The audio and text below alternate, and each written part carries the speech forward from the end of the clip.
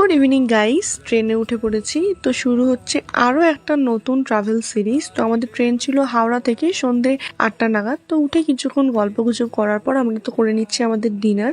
তারপর একটু চোখ বুঝতে বুঝতেই হয়ে গেল সকাল। আর আমাদের এই সকালটা তো শুরু হলো এত সুন্দর একটা ঘাট দর্শন থেকে। তো এতক্ষণ তোমরা বুঝতেই পেরে গেছো যে আমরা কোথায় যাচ্ছি।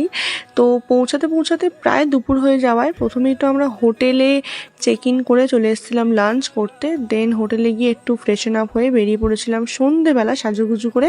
আর উঠে পড়েছিলাম বোটে।